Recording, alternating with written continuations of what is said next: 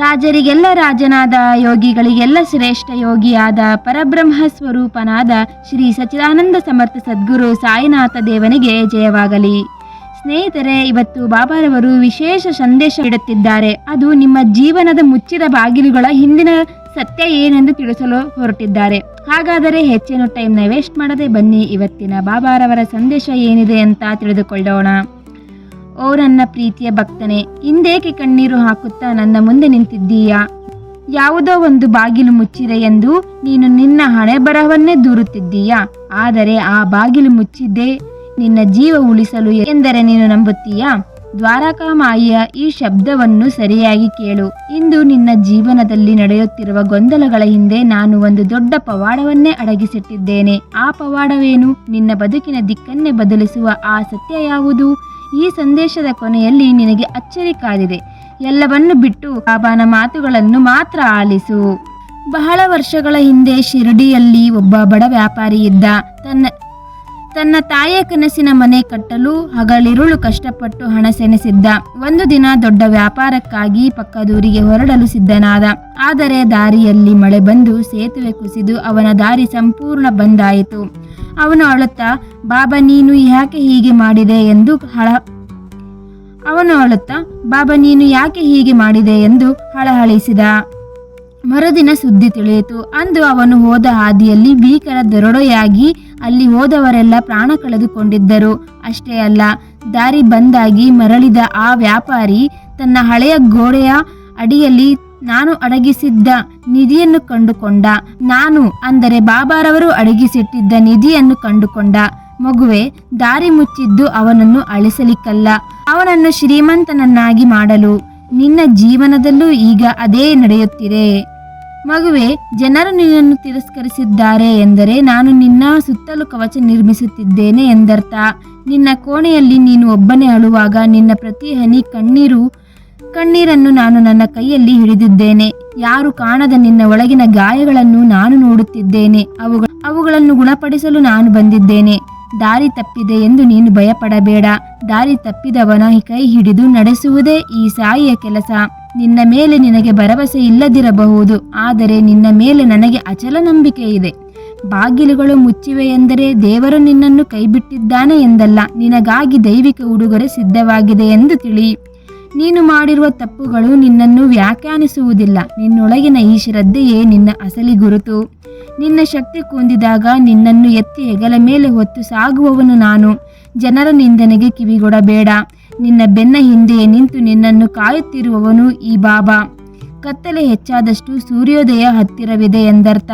ನಿನ್ನ ಜೀವನದ ಸುಂದರ ಅಧ್ಯಾಯ ಆರಂಭವಾಗುತ್ತಿದೆ. ನೀನು ಕೇಳದ ಪ್ರಾರ್ಥನೆಗಳಿಗೂ ನಾನು ಉತ್ತರ ನೀಡಲಿದ್ದೇನೆ. ನಿನ್ನ ನಾಳೆಯ ಭಯವನ್ನು ನನಗೆ ಬಿಟ್ಟು ಬಿಡು. ನಿನ್ನ ನಾಳೆಯ ಹಾದಿಯಲ್ಲಿ ಹೂವುಗಳನ್ನು ನಾನು ಈಗಾಗಲೇ ಚೆಲ್ಲಿದ್ದೇನೆ. ಕ್ಷಮಿಸುವುದನ್ನು ಕಲಿ ಮಗುವೆ. ದ್ವೇಷವು ನಿನ್ನ ಹೃದಯವನ್ನು ಸುಡುತ್ತದೆ, ಕ್ಷಮೆಯು ನಿನ್ನನ್ನು ಮುಕ್ತಗೊಳಿಸುತ್ತದೆ. ನನ್ನ ಮೌನವನ್ನು ನನ್ನ ಗೈರು ಹಾಜರಿ ಎಂದು ಭಾವಿಸಬೇಡ. ಮೌನದಲ್ಲೇ ದೊಡ್ಡ ಪವಾಡಗಳು ಸೃಷ್ಟಿಯಾಗುತ್ತವೆ. ನೀನು ಒಂಟಿಯಲ್ಲ. ಈ ಜಗತ್ತು ನಿನ್ನನ್ನು ಮರೆತರೂ ನಾನು ನಿನ್ನ ಹೃದಯವನ್ನು ನನ್ನ ಹಸ್ತದ ಮೇಲೆ ಬರೆದುಕೊಂಡಿದ್ದೇನೆ. ನೀವು ದೀರ್ಘದ ಕಾಲದವರೆಗೆ ಕಠಿಣ ಪರಿಶ್ರಮ ಪಟ್ಟಿದ್ದೀರಿ ಮತ್ತು ಅವಕಾಶಗಳಿಗಾಗಿ ದೇವರಲ್ಲಿ ಅಥವಾ ಪ್ರಕೃತಿಯಲ್ಲಿ ಪ್ರಾರ್ಥಿಸಿದ್ದೀರಿ. ಈಗ ಆ ಪ್ರಾರ್ಥನೆಗಳು ಫಲ ನೀಡುವ ಸಮಯ ಬಂದಿದೆ.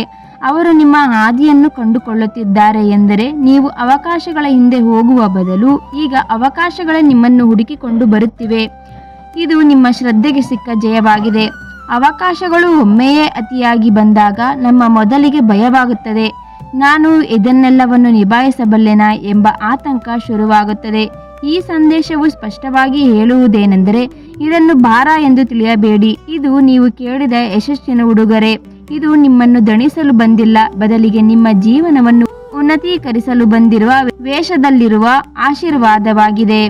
ಸಮೃದ್ಧಿ ಬಂದಾಗ ಅದನ್ನು ಉಳಿಸಿಕೊಳ್ಳಲು 2 ವಿಷಯಗಳು ಬಹಳ ಮುಖ್ಯ.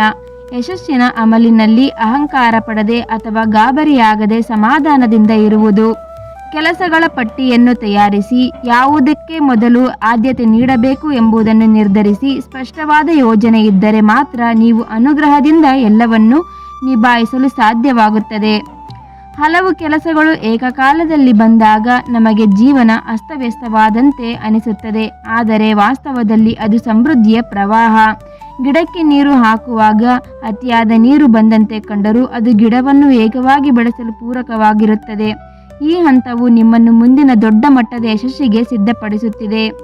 ನನಗೆ ತುಂಬ ಕೆಲಸವಿದೆ ಎಂದು ದೂರ ನೀಡುವ ಬದಲು ನನಗೆ ದೇವರು ಇಷ್ಟು ಅವಕಾಶ ನೀಡಿದ್ದಾನೆ ಎಂದು ಕೃತಜ್ಞತೆ ಸಲ್ಲಿಸಿ, ಕೃತಜ್ಞತೆ ಇರುವ ಕಡೆ ಯಶಸ್ಸು ಸ್ಥಿರವಾಗಿರುತ್ತದೆ. ಕೃತಜ್ಞತೆಯನ್ನು ಅಂದರೆ ಥ್ಯಾಂಕ್ಸ್ ಹೇಳುವುದನ್ನು, ಗ್ರೇಟ್ಫುಲ್ ಆಗಿರುವುದನ್ನು ಅಭ್ಯಾಸ ಮಾಡಿಕೊಳ್ಳಿ. ಒತ್ತಡ ಹೆಚ್ಚಾದಾಗ ದೀರ್ಘವಾಗಿ ಉಸಿರಾಡಿ. ನೆನಪಿಡಿ, ಈ ಅವಕಾಶಗಳಿಗಾಗಿ ನೀವು ಒಮ್ಮೆ ಹಂಬಲಿಸಿದ್ದೀರಿ. ಈಗ ಅದು ಸಿಕ್ಕಾಗ ಅದನ್ನು ಸಂಭ್ರಮಿಸಿರಿ, ಸಮಾಧಾನದಿಂದಿರಿ. ಜೀವನವು ನಿಮ್ಮನ್ನು ಉನ್ನತ ಮಟ್ಟಕ್ಕೆ, ಯಶಸ್ಸಿಗೆ ಕೊಂಡೊಯ್ಯುತ್ತಿದೆ. ಅಂದರೆ ನೀವು ಈಗ ಕೇವಲ ಕೆಲಸಗಾರರಲ್ಲ, ಒಬ್ಬ ಸಮರ್ಥ ವ್ಯವಸ್ಥಾಪಕರಾಗಿದ್ದೀರಿ. ಅಂದರೆ ಲೀಡರ್ ಆಗಿ ಬೆಳೆಯುತ್ತಿದ್ದೀರಿ. ನಿಮ್ಮ ಜೀವನದಲ್ಲಿ ಈಗ ಪವಾಡಗಳು ಸಂಭವಿಸುತ್ತವೆ. ಅವುಗಳ ವೇಗ ಕಂಡು ಹೆದರಬೇಡಿ. ನಿಮ್ಮ ಮೇಲೆ ನಿಮಗೆ ನಂಬಿಕೆ ಇರಲಿ, ಗಟ್ಟಿಗೊಳಿಸಿಕೊಳ್ಳಿ. ಈ ಸಮೃದ್ಧಿಯು ನಿಮ್ಮನ್ನು ಕೇವಲ ಆರ್ಥಿಕವಾಗಿ ಮಾತ್ರವಲ್ಲ, ಮಾನಸಿಕವಾಗಿ ಮತ್ತು ಆಧ್ಯಾತ್ಮಿಕವಾಗಿ ಪರಿಪೂರ್ಣತೆಯ ಕಡೆಗೆ ಕೊಂಡೊಯ್ಯಲಿದೆ. ಧೈರ್ಯವಾಗಿ ಮುನ್ನಡೆಯಿರಿ. ಬಾಬಾರವರು ನಿಮ್ಮ ಪರವಾಗಿದ್ದಾರೆ. ನನ್ನ ಮಗುವೆ, ನಾನು ನಿನಗೆ ಆಶೀರ್ವದಿಸಿ ನೀಡಿರುವ ಈ ಸುಂದರ ಬಾಂಧವ್ಯವನ್ನು ಸಣ್ಣ ಪುಟ್ಟ ಜಗಳಗಳಿಂದ ಮುರಿದುಕೊಳ್ಳಬೇಡ. ಅಹಂಕಾರಕ್ಕಿಂತ ತಿಳುವಳಿಕೆಯನ್ನು, ಕೋಪಕ್ಕಿಂತ ತಾಳ್ಮೆಯನ್ನು ಆರಿಸಿಕೋ. ನಾನು ಈ ಸಂಬಂಧವನ್ನು ಒಂದು ನಿರ್ದಿಷ್ಟ ಉದ್ದೇಶಕ್ಕಾಗಿ ನಿನಗೆ ನೀಡಿದ್ದೇನೆ. ಸರಿಯಾದ ಸಮಯ ಬಂದಾಗ ನಿನ್ನ ಜೀವನದ ಪ್ರತಿಯೊಂದು ಅದ್ಭುತವಾಗಿ ಸುಸ್ಥಿತಿಗೆ ಬರಲಿದೆ. ನಿನ್ನ ಹೋರಾಟಗಳು, ನಿನ್ನ ಆರ್ಥಿಕ ಪರಿಸ್ಥಿತಿ, ನಿನ್ನ ಕನಸುಗಳು ಎಲ್ಲವೂ ನನ್ನ ಆರೈಕೆಯಲ್ಲಿವೆ. ಶಾಂತವಾಗಿರು, ಒಗ್ಗಟ್ಟಿನಿಂದ ಇರು. ನೀವಿಬ್ಬರು ಸೇರಿ ಸಂತೋಷದಿಂದ ಕೂಡಿದ ಜೀವನವನ್ನು ನಿರ್ಮಿಸುತ್ತೀರಿ. ನಿಮ್ಮ ಜೀವನದ ಮುಚ್ಚಿದ ಬಾಗಿಲುಗಳಿಗೂ ಮತ್ತು ಈ ಸಂದೇಶಕ್ಕೂ ಒಂದು ಆಳವಾದ ಸಂಬಂಧವಿದೆ. ಬಾಬಾ ಈ 3 ರಹಸ್ಯಗಳನ್ನು ಬಿಚ್ಚಿಡುತ್ತಿದ್ದಾರೆ. ಅಹಂಕಾರ ಎಂಬುದು ಮುಚ್ಚಿದ ಬಾಗಿಲು. ನಾವು ಜಗಳವಾಡಿದಾಗ ಅಥವಾ ಅಹಂಕಾರ ತೋರಿಸಿದಾಗ ನಮ್ಮ ಸುಖ, ಸಂತೋಷದ ಬಾಗಿಲುಗಳನ್ನು ನಾವೇ ಮುಚ್ಚಿಕೊಳ್ಳುತ್ತೇವೆ. ಬಾಬಾ ಹೇಳುತ್ತಿರುವುದು ಏನೆಂದರೆ, ತಿಳುವಳಿಕೆ ಎಂಬ ಕೀಲಿಕೆಯನ್ನು ಬಳಸಿ ಆ ಬಾಗಿಲನ್ನು ತೆರೆಯಿರಿ ಎಂದು. ಬಾಂಧವ್ಯದಲ್ಲಿ ಬಿರುಕು ಮೂಡಿದರೆ ಸಮೃದ್ಧಿಯ ಬಾಗಿಲು ತೆರೆಯುವುದಿಲ್ಲ. ಒಗ್ಗಟ್ಟೇ ಯಶಸ್ಸಿನ ಮೂಲ ರಹಸ್ಯ. 2ನೇಯದು, ಆರ್ಥಿಕ ಮತ್ತು ಕನಸುಗಳ ಬಾಗಿಲು ನನ್ನ ಕೈಲಿದೆ. ಸಂದೇಶದಲ್ಲಿ ನಿನ್ನ ಹಣಕಾಸು ಮತ್ತು ಕನಸುಗಳು ನನ್ನ ಆರೈಕೆಯಲ್ಲಿವೆ ಎಂಬ ಸಾಲಿದೆ. ಅಂದರೆ ನಿನ್ನ ಜೀವನದ ಪ್ರಗತಿಯ ಬಾಗಿಲುಗಳು ಸದ್ಯಕ್ಕೆ ಮುಚ್ಚಿದಂತೆ ಕಂಡರೂ ಅದರ ಮಾಸ್ಟರ್ ಕೀ ಬಾಬಾನ ಕೈಲಿದೆ. ಆತನು ಸರಿಯಾದ ಸಮಯಕ್ಕಾಗಿ ಕಾಯುತ್ತಿದ್ದಾನೆ. ಆ ಬಾಗಿಲು ತೆರೆದಾಗ ನೀನು ಊಹಿಸಿದ್ದಕ್ಕಿಂತ ಹೆಚ್ಚಿನ ಯಶಸ್ಸು ಸಿಗಲಿದೆ. ಉದ್ದೇಶಪೂರ್ವಕ ಸಂಬಂಧಗಳು. ಕೆಲವೊಮ್ಮೆ ದೇವರು ನಮ್ಮ ಜೀವನದಲ್ಲಿ ಕೆಲವು ವ್ಯಕ್ತಿಗಳನ್ನು ತರುತ್ತಾನೆ ಅಥವಾ ಕೆಲವು ಹಳೆಯ ಸಂಬಂಧಗಳನ್ನು ಕಡಿಯುತ್ತಾನೆ. ಇದು ಮುಚ್ಚಿದ ಬಾಗಿಲುಗಳ ರಹಸ್ಯದ ಒಂದು ಭಾಗ. ನಿಮ್ಮನ್ನು ಬೆಳೆಸಲು ಯಾವ ವ್ಯಕ್ತಿ ಬೇಕು ಮತ್ತು ಯಾರಿಂದ ದೂರವಿರಬೇಕು ಎಂಬುದು ಬಾಬಾನಿಗೆ ತಿಳಿದಿದೆ. ಈ ಸಂಬಂಧವನ್ನು ಉಳಿಸಿಕೊಳ್ಳುವುದು ನಿಮ್ಮ ಮುಂದಿನ ದೊಡ್ಡ ಯಶಸ್ಸಿನ ಬಾಗಿಲನ್ನು ತೆರೆಯಲು ಸಹಕಾರಿಯಾಗುತ್ತದೆ. ಜೀವನಕ್ಕೆ ಅಳವಡಿಸಬೇಕಾದ ಪಾಠಗಳು. ತಾಳ್ಮೆಯ ಶಕ್ತಿ. ಬಾಗಿಲು ಮುಚ್ಚಿದೆ ಎಂದು ಆತುರಪಟ್ಟು ಬಾಗಿಲನ್ನು ಒಡೆಯಬೇಡಿ. ಕೋಪಗೊಳ್ಳಬೇಡಿ. ಶಾಂತವಾಗಿ ಕಾಯಿರಿ. ತಾಳ್ಮೆ ಇರಲಿ. ಬಾಬಾರವರೇ ಸ್ವತಃ ಬಾಗಿಲು ತೆರೆಯುತ್ತಾರೆ. ಒಗ್ಗಟ್ಟಿನಲ್ಲಿ ಬಲ. ನೀವು ಮತ್ತು ನಿಮ್ಮ ಪ್ರೀತಿ ಪಾತ್ರರು ಒಂದಾಗಿದ್ದಾಗ ಎಂತಹ ಕಠಿಣ ಪರಿಸ್ಥಿತಿಯ ಬಾಗಿಲನ್ನು ಸುಲಭವಾಗಿ ದಾಟಬಹುದು. ಸಂಪೂರ್ಣ ಸಮರ್ಪಣೆ. ಎಲ್ಲವೂ ನನ್ನ ಆರೈಕೆಯಲ್ಲಿವೆ ಎಂದು ಬಾಬಾ ಹೇಳಿದ ಮೇಲೆ ಚಿಂತೆಯನ್ನು ಬಿಟ್ಟು ನಿನ್ನ ಕರ್ತವ್ಯವನ್ನು ಪ್ರೀತಿಯಿಂದ ಮಾಡು. ಈ ಸಂದೇಶವು ನಿನಗೆ ನೀಡುತ್ತಿರುವ ಎಚ್ಚರಿಕೆ ಮತ್ತು ಭರವಸೆ ಎಂದರೆ, ಸಣ್ಣ ಜಗಳಿಗಳಿಗಾಗಿ ದೊಡ್ಡ ಆಶೀರ್ವಾದಗಳನ್ನು ಕಳೆದುಕೊಳ್ಳಬೇಡಿ.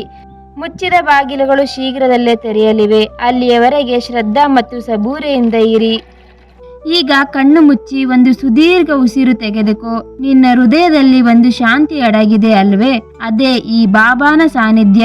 ನಿನ್ನ ನಿಯಂತ್ರಣದಲ್ಲಿ ಇಲ್ಲದ ವಿಷಯಗಳನ್ನು ಈ ಕ್ಷಣವೇ ನನಗೆ ಒಪ್ಪಿಸಿಬಿಡು. ಬಾಬಾ, ನೀನೇ ಎಲ್ಲವನ್ನು ನೋಡ್ಕೋ ಎಂದು ಹೇಳು. ನಿನ್ನ ದೇಹದ ಕಾಯಿಲೆ, ಮನಸ್ಸಿನ ಆತಂಕ ಎಲ್ಲವನ್ನು ನಾನು ಸುಟ್ಟು ಬೂದಿ ಮಾಡುತ್ತೇನೆ. ಶ್ರದ್ಧೆ ಇರಲಿ, ಸಬೂರಿ ಇರಲಿ. ನಿನ್ನ ಪವಾಡ ಅತಿ ಶೀಘ್ರದಲ್ಲಿ ನಿನ್ನ ಮನೆ ಬಾಗಿಲಿಗೆ ಬರಲಿದೆ. ಮಗುವೆ, ಈ ಸಂದೇಶವು ನಿನ್ನನ್ನು ಮುಟ್ಟಿದ್ದರೆ ಇದು ನಾನು ನಿನಗೆ ನೀಡಿದ ಆಶೀರ್ವಾದ ಎಂದು ನಂಬು. ಈ ಸಂದೇಶವು ಇನ್ನು ಅನೇಕ ಭಕ್ತರಿಗೆ ತಲುಪಿ ಅವರ ಜೀವನದಲ್ಲಿ ಬೆಳಕು ತರಲು ಈ ವಿಡಿಯೋವನ್ನು ಕೂಡಲೇ ಶೇರ್ ಮಾಡು.